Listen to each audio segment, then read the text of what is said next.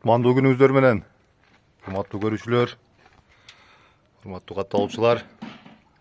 Мына буюрса сүрсүткөн этибиз дайым болуп калды. Көрдүңүздөрбү? Бир айга жакын убакыт болуп калды. Сүрсүп калды буюрса. Мындан дагы сүрсүтө берсе болот. Улам дагы мына келе берет. Бирок азыркы таптагысы мына уже бир айга жакын болуп калды. Сүрсүп калды.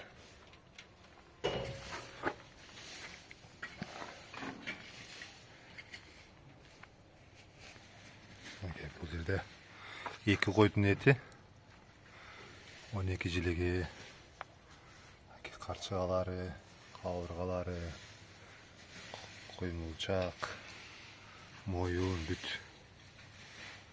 бардыгы сүрсүп жатат. Айрымдар жанагы этти каптитетип анан сүрсүгөндө болот. Негизи сүрсүгөн эт деген бул туздалып, айдарым шамал жерге бир айга жакын, эми бул аба ырайына байланыштуу болот, кургатылат да. Кургатылганда эт 40-50% чейин өзүнүн салмагын жоготот. Бул эт абдан кубаттуу болот, күчтүү болот.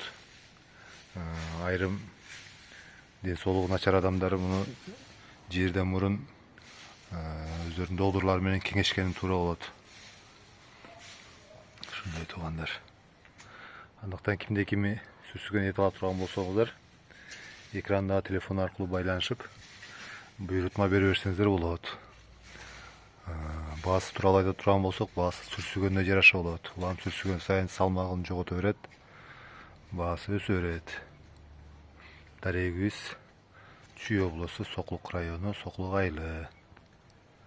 Кайрадан эфир аркылуу жолукканча сак саламатта болуңуздар.